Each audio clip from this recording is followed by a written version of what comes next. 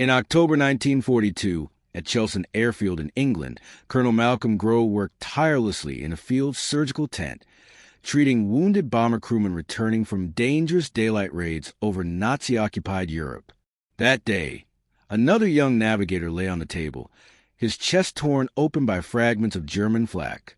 As Grow removed the metal shards from the man's body, he recognized a pattern. These weren't bullet wounds from enemy fighters. They were caused by low-velocity fragments from anti-aircraft shells or bits of torn aircraft structure hurled through the bomber's interior by nearby explosions. This wasn't an isolated case. Nearly 70% of the casualties passing through his operating table had the same type of injury, torso wounds from shrapnel. These wounds were largely survivable, if only there had been something between the flying fragments and the airman's body. That something was armor, and Grow knew the idea wasn't new. Body protection had existed for centuries, though it had fallen out of favor in modern warfare due to weight and mobility concerns. But aviation presented a different set of circumstances. Bomber crews didn't need to sprint across field or trenches. They were mostly stationary, strapped into oxygen systems, parachutes, and bulky flight suits at altitudes over 20,000 feet. The real question wasn't whether armor could be worn, but whether it could stop the types of injuries he saw daily. And Grow believed it could.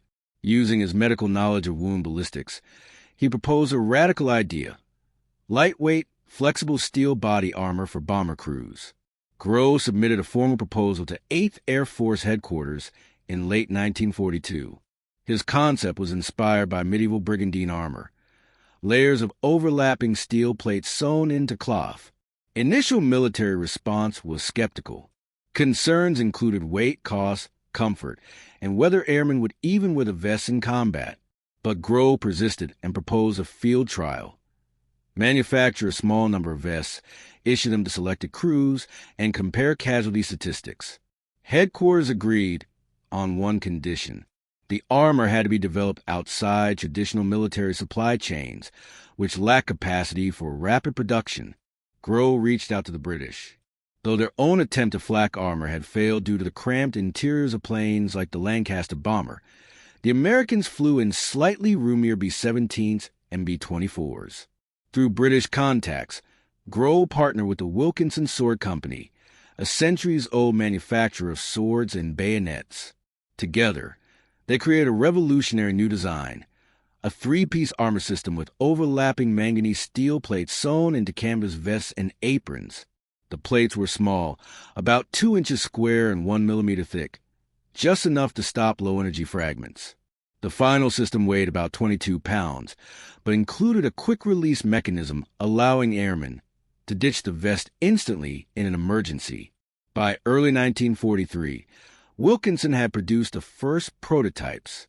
Testing began in the spring, and wounded airmen began arriving at hospitals wearing damaged but effective armor. The steel plates often had flak fragments embedded in them, proof the armor had done its job. But production couldn't keep up with demand. Wilkinson could make only about 100 suits per month, while thousands were needed. So Grow took the next step. He turned to American industry. In a surprising twist, the Metropolitan Museum of Art in New York became central to the vest development.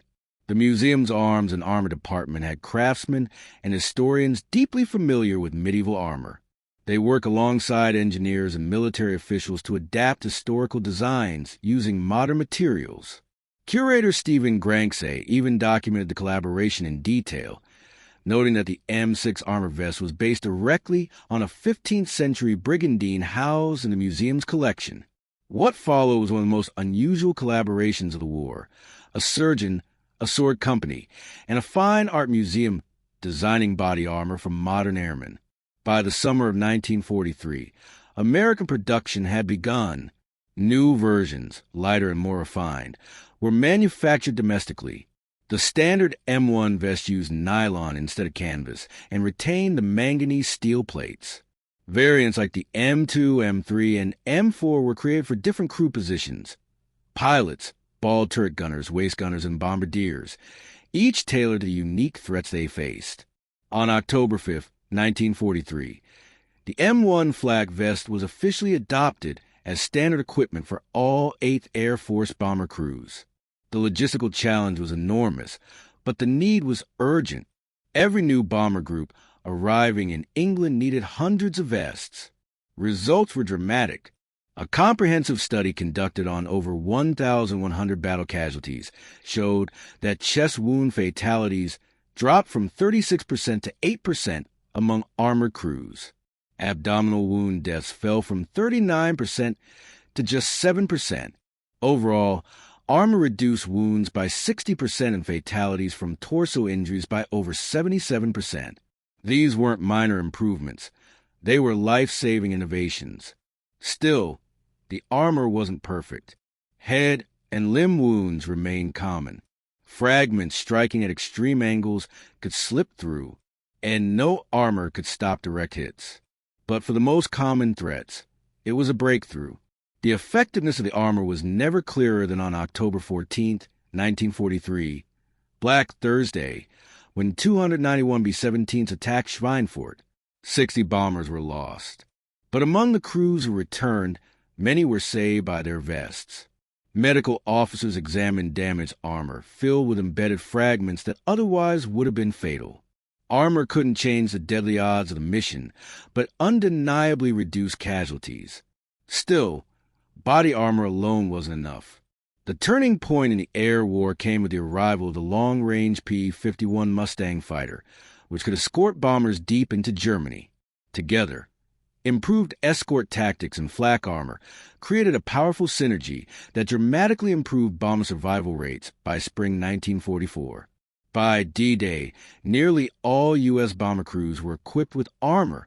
By war's end, more than 338,000 M1 vests had been produced, along with over 95,000 M2 variants. The innovation happened fast. Within just 1 year of gross initial proposal, flak vests went from concept to mass production.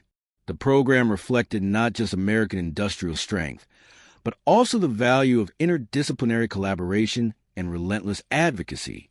Gros didn't stop at armor.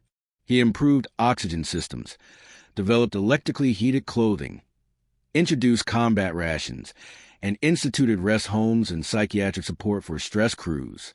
His work addressed both the physical and mental toll of high-altitude combat.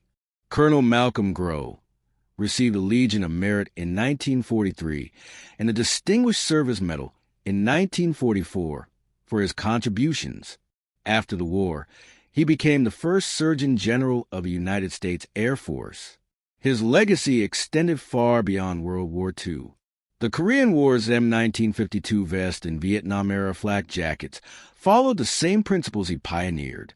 Today's body armor, built from Kevlar and ceramic plates, still echoes the basic concept he introduced: protect the torso from the most common, preventable threats. Gros' work reminds us that some of the most transformative innovations in wartime don't come from the battlefield, but from careful observation, creative thinking, and determination. He wasn't general commanding armies. He was a surgeon who saw a pattern in wounds, asked the right questions, and partnered with experts from unexpected fields. His insistence that these wounds are preventable saved thousands of lives, altered the mathematics of aerial warfare, and reshaped how militaries protect those in harm's way. Today, every soldier in body armor, every officer in a ballistic vest, owes something to Colonel Malcolm Gros' vision.